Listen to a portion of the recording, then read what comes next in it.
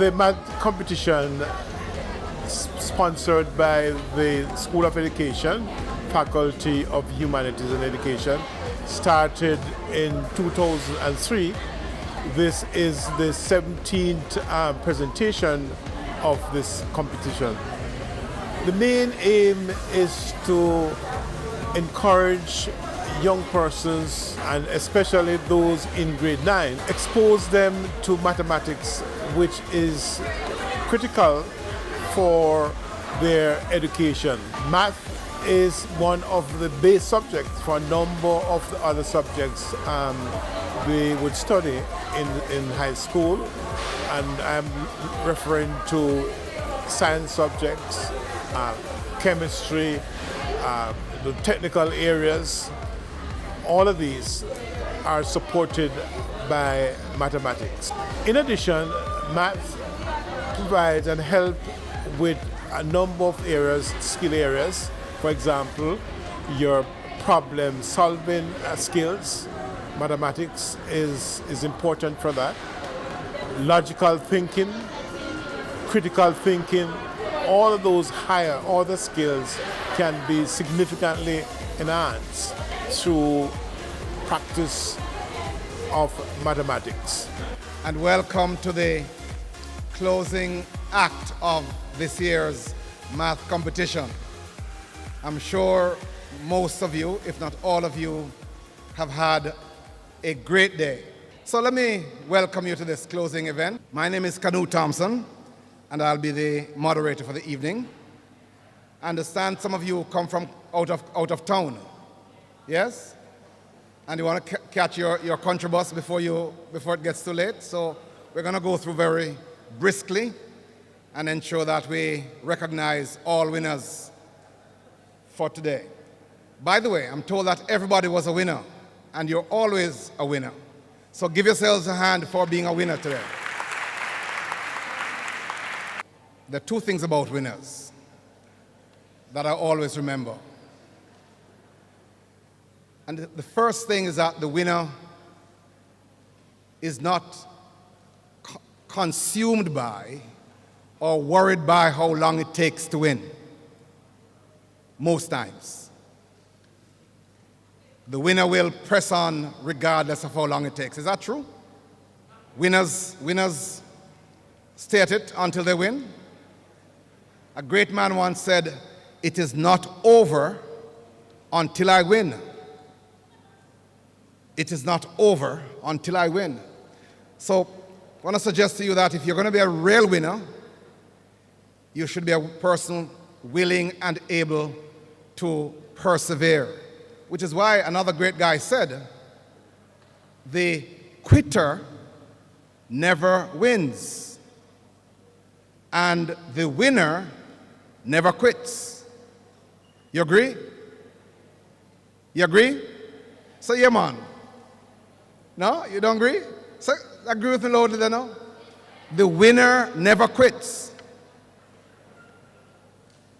The second thing about the winner that most people fail to recognize, and which I suggest growing winners come to recognize, is that winners work in teams. You agree?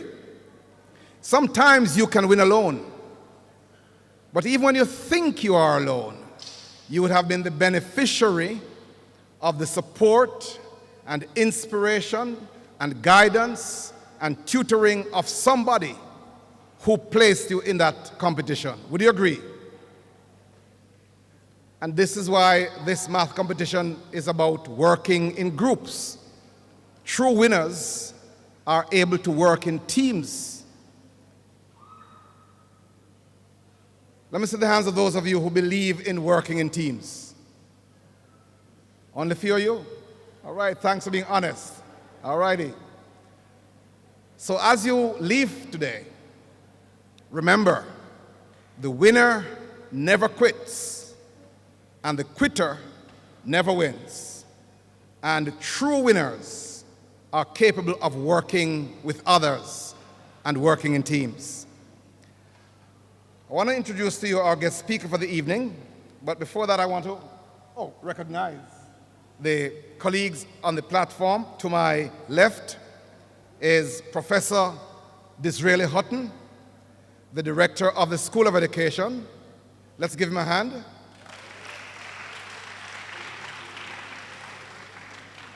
And to my right, Dr. Raymond McEachen, who is our guest speaker. I'll tell you two other things about him, three others. One, he is the organizer of the Math Olympiad. Yes, give him a hand. A Math Olympiad. He is a lecturer here at the University of the West Indies, and he tells me that he has been in Jamaica for a quarter of a century, and he loves being in Jamaica. So let's give him a hand for that. So, since you're all math pros in the making, let me invite this math pro to come and talk to you. Give him a hand as he comes. Welcome to the awards ceremony. As you know for sure, I was not born here. I migrated a long time ago. I tease my students over on the other side sometimes that I have lived in Jamaica longer than they have, so they still have to pay attention. But anyhow, I thought I would just tell a couple of stories and then try to make a point here about the value of problem solving. And one of the things that I would like to have you think about is the real question, what is practical? And so let me begin though, as you know, because I'm a migrant, and because Jamaica has such a fabulous, cachet, and people all around the world, they want to go to Jamaica. Then my siblings, brothers and sisters, have been here from time to time. And we've gone out to see the beautiful country, no doubt. And as we were riding around at one time or another, they were fascinated to see clusters of people in the communities playing football in the evening. I think particularly Sunday night is a big night, evidently, where people will come together and play an impromptu football match. And they were fascinated by that, but I won't go further in that particular direction. Now, my point is this, so let's think about that for a moment. Why would anyone want to play football? And I'm not against it, we'll get there. But just abstractly, but why? And, it's fun. Yeah, but that doesn't answer the question. So why is it fun? But let's think about that. So what is really happening here? People run around and all that. And at the end of the day, one could argue for sure that this is one of the most impractical ways of using your time that anyone could imagine. And to prove that point, let me ask a simple question. Suppose one team scores a goal. Well, they remove the ball from the netting and they throw it out in the middle and then they run around and do it all over again. So there's, in principle, in a certain sense, there's absolutely no good reason why you play football. Your whole modus operandi is to get that ball into the net. Why? So that you can promptly remove it and start all over again. So from that perspective, football is a hugely impractical activity. But yet, I have never seen anyone denounce this activity. I have never seen a parent complain, my boy's out there playing football. I wish he wouldn't do that. I've never heard that. And so there must be something there, and I'm asking, can we think about that for a moment? So what would be there? Well, I know that they run around and they get a lot of physical activity. This is good. Their heart rate is improved, their blood pressure goes down, the circulation is better, they develop better breathing, and it's just far healthier. Later in life, they'll be at lower risk for high blood pressure, all that good stuff. What else is there? They have a sense of community and teamwork, and they participate so that in order to succeed, they have to engage with other people and develop their social skills. This is important. And it's also important because on the other side, they're trying to beat you, and you have to learn over time how to manage your disappointments. You will win sometimes and you will lose at other times, but you will develop good and important lessons later in life. And so that's why, as far as I can see, parents would enthusiastically support the idea my child will play football. And of course, they all want to be millionaires, but never mind, it's hardly ever going to happen. But now let me draw your attention to this point then. Simultaneously, football is both very extremely impractical, but yet because of life-type skills, very, very practical. And it's the kind of thing where we wish our children would do that. And if I could then, by analogy, move into problem solving, right? I saw the questions today. I'm not actually sure I was supposed to, but anyhow. All right, even and odd numbers, good. I've been there, that's good. And other things there, a circle and being divided in 12 sectors. Okay, but think about it hard for a minute if you don't mind. You just went through that, right? Do you really care if a circle is divided into 12 sectors that form an arithmetic progression? Is this practical, right? And if there's even and odds and you add them all up and then you subtract, and what number do you get? Is that practical? Does anyone really care? I mean, what, economic incentive do we have to calculate that number? What benefit do I get if I calculate that number? None that I can see of intrinsically. But yet, like football, this is a developmental activity, right? It gets your brain working, the blood is circulating. By the way, I don't know if you know this, but when you're thinking hard, your brain is consuming 40% of the energy that it takes to just be alive at that moment. That little thing weighs, 5 pounds or less, and it's taking up 40% of your metabolism, and that's very impressive. But you get those cells going, you get the blood flowing, and you're concentrating and thinking hard. And at the end of the day, if you kick the ball into the net, solve the problem, then what happens? You just start all over again with another problem and try to do it all over again.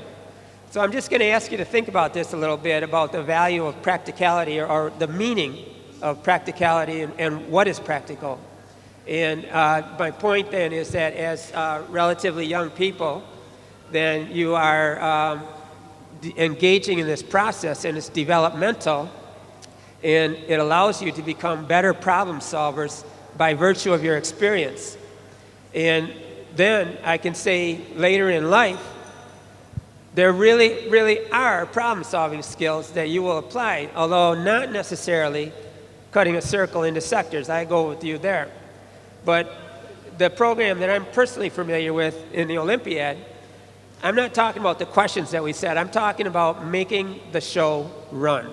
And I'm talking about people here in this School of Education that organized everything and made today happen. And I'm going to guarantee you right now, I haven't even talked to them, but I guarantee you right now that there are innumerable little issues that came up that had to be resolved.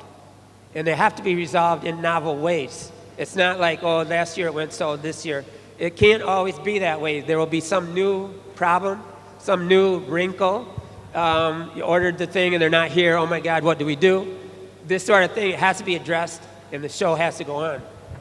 So later in life, even if it's not even in odd numbers, you will come across many, many, many situations where you're committed to something, you're going to make it happen, but something has come up, it needs a solution, and you have no guide from precedent how to do it. You have to think of a creative solution now and make this thing happen, right? And that's a very valuable skill to have, right? I can guarantee you that if you want to work your way through the corporate sector and get up there and get a good leadership position, your problem-solving skills will impress. I guarantee that, right? And it can help you get in the door. And once you're there, it can help you move into the better office and the better one, and who knows, right? So I'm just asking you one more time, take this thought and work with it a little bit. What is the definition of practical? And in the end, working these problems, I claim, will be very, very practical for you and any others who engage in this activity. Now, if I can leave you with one final thought, the however part. Well, I have to admit, once upon a time I was a bit younger myself, right?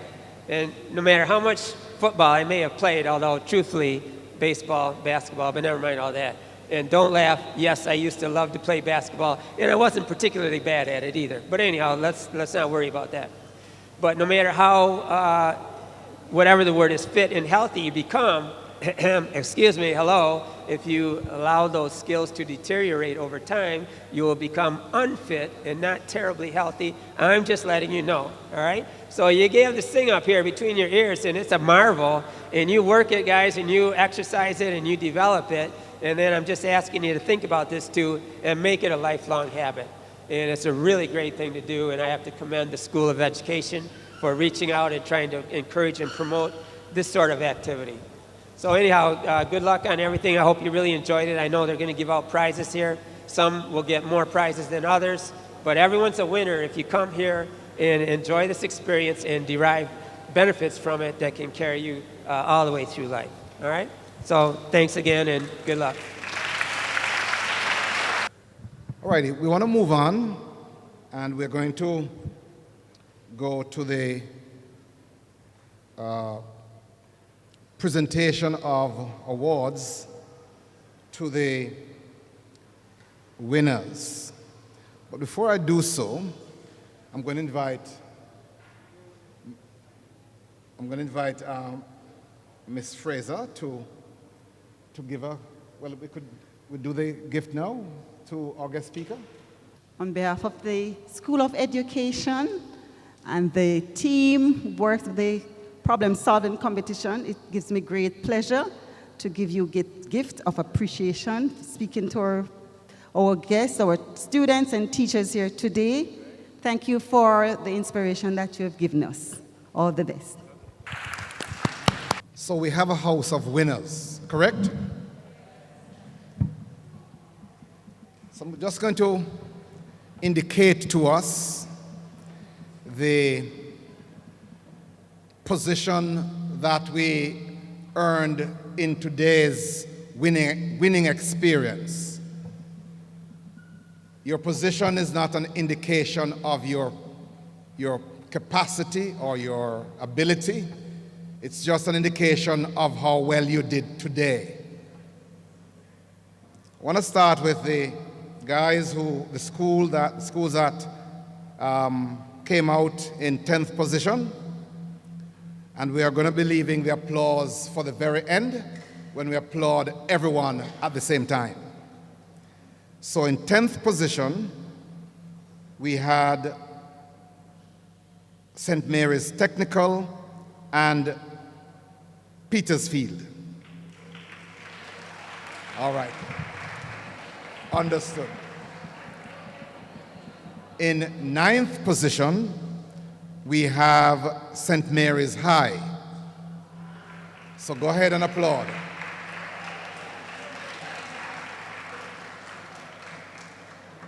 In 8th position, we have Excelsior High.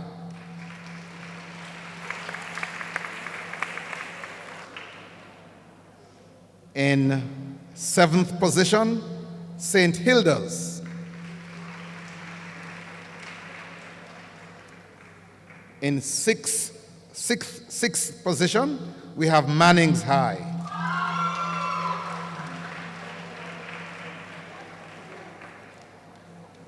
In 5th position with 22 points, we have a tie among 3 schools: Arden High, Meadowbrook, and Hillel Academy.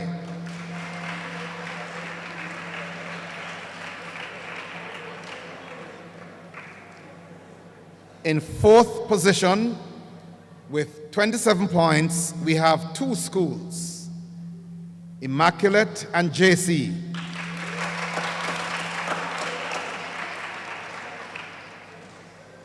In 3rd position, with 28 points, we have the school from Clarendon, Glenmuir. Which school is the 2nd place winner? Which school is the 2nd place winner? Calabar. Let's give them a hand.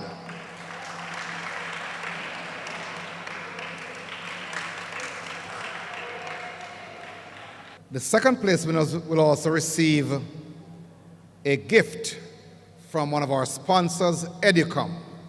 Let's give Edicom a hand.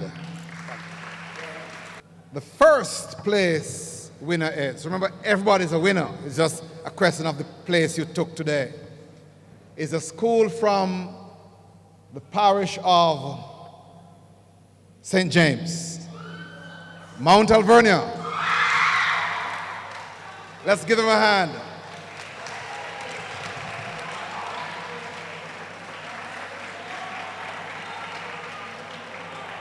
Educom is a sponsor of these gift certificates. Let's give Educom a hand. In addition to Educom, we have a gift for the coach from Mount Alvernia, a book from Kingston Bookshop. We thank everyone for participating. We thank all the winners. We thank all the teachers. We thank all the school administrators. But I'm going to leave the vote of thanks for my colleague, the organizer, Mrs. Avaloy McCarthy-Kervin. I just want to close by saying two things to you. So at the outset, I said that winners are people who have the important quality of perseverance. Remember that? Are you with me? Winners persevere, which is why we say the winner never quits. It is not over until I win. But we also said that the winner, as he or she grows and develops, learns this important quality, acquires this important characteristic of being able to work together with others. Winners win through teaming. There are two things I'd like to leave with you before I hand back over to your organizer. Mathematicians are known for a number of things, the chief of which is that they solve problems. I'm not telling you anything new. I'm just reminding you about who you are. Mathematicians solve problems. Not only mathematical problems, but they solve problems of life. So your participation in this exercise today is an affirmation of your belief in your destiny that you are a problem solver. And before we all leave, the last thing I'll say to you is that mathematicians create solutions, they innovate. So my message to you is that go, solve the problems of your school, solve the problems of Jamaica, and innovate to make Jamaica a better place. So I need to say a special thank you to our sponsors, Educom, Kingston Bookshop, and the National Baking Company. Ms. McKekin, I just want to say many, many thanks. You've devoted your time to this competition, and I just want to say thank you very much. Ms. Fraser, you've done all the paperwork, and I'm thankful. I also want to say special thanks to Prof. Otten, Dr. Boudou, Dr. George, Miguel Eisen, Dr. Thompson, and to the students from St. Joseph. Are you still here? Also, my undergrad students, can you please stand for me, please? So that's Calvin Ellis, Sharika, Adrian, Miguel, Shamoya, Dominique, Glenn, Rashane, and Latoya. I just want to say thank you very, very much. You've devoted the entire day, and I'm very, very thankful. Now, schools, congratulations to all the schools that turned up here today. And you may enjoy the campus, or you may go home. See grade 9 teachers, see you next year. Most of preparation really takes place in the classroom. The way we teach our students, that's the preparation we have used. We have not really taken out any extra time. We have not taken out any extra time to work with the girls. So it's just how we teach in the classroom. Whenever we're introducing a new concept, we always try to get them to say what they think before we just go ahead and give them a concept. So most of the preparation are really on the girls' part, not a teacher, not a coach, but the way in which the teachers teach in the classroom. My name is Paula Marie Brown and I attend the Mount Alvernia High School. Why I joined the competition is that I really like math and I like to, solve problems and, I like challenges, and math provides an outlet for me to work out problems and exercises, and, it works my brain and stuff. I don't want to lie and say that we were extremely prepared, but we just came with the mindset that we were going to do our best and try our best to get through the questions and try our best to apply what we were taught in class or apply the knowledge that we already had. And we were kind of optimistic that there was a possibility that we could come first, but we weren't exactly very cocky about it. We kind of kept humble and accepted the fact that we win or lose or draw, we came up here to do our best. My name is Kara McGee. When I came here, I expected to get a hard test. Not saying that the test was easy, but it wasn't as difficult as I would have expected. I expected to get like 10 questions, but we only got 3, and a lot of time, and I'm very grateful for that. To be honest, I didn't do much preparation. Honestly, I didn't know about the competition till like last week, and then I have exams this week. But on a normal basis, I would practice math at least once a week. And I'm a member of the math club at Mount Alvernia High, so I applied some of the principles I was taught at class and at math club to answer the questions.